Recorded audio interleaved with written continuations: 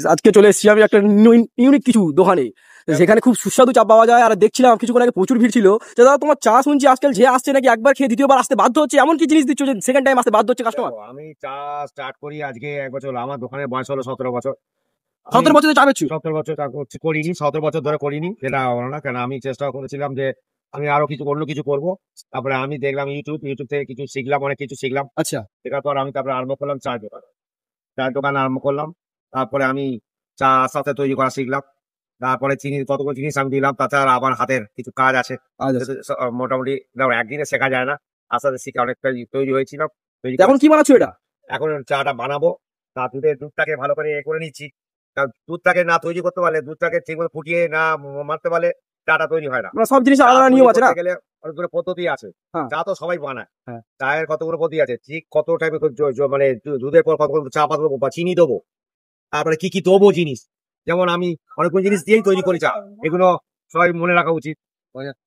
এই যে এলাচ, এলাচ সব থেকে দামি, দারচিনি, হ্যাঁ, ধরো মৌরি বা তুলসী মঞ্জুরি, বা তোমার লবঙ্গ, তারপরে হচ্ছে গোলমরিচ,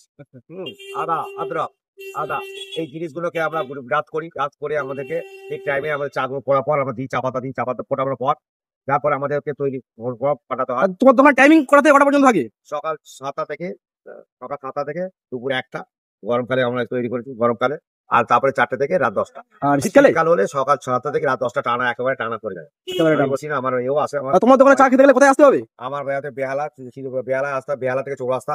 যদি দূর থেকে আসেন, ধরুন দূর থেকে আসেন, তাই বেহালা বলেন, বেহালা চৌরাস্তা। বেহালা চৌরাস্তা থেকে সোজা ইস্ট পঞ্চরমতলা। ইস্ট পঞ্চরণতলা? ইস্ট, এটা ওয়েস্ট। ইস্ট পার্বণ একটা ম্যারেজ হল আছে, পার্বণ ম্যারেজ হল। পার্বণ ম্যারেজ হল, এই যে দুটো ম্যারেজ হলের কথা বলছে, যেটা এই সামনাসামনি পড়ে, এখানে আসলে পঞ্চরণতলা বলছে সেটা, সেখান থেকে সোজা আসলে এই ম্যারেজ হলের পাশেই এই চায়ের দোকান, ছোট চায়ের দোকান কাকার। আর কাকা বলছে যে কি কি পাওয়া যায় তো শুনলেন সবাই।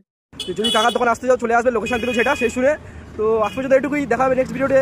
আর আসার চেষ্টা করো, একবার হলে এসে চা খাওয়ার চেষ্টা করো। মুখে শুনলে কাকারা, না খেলে বুঝবে কি করে, একবার খেয়ে এসে চেষ্টা করো খাওয়ার।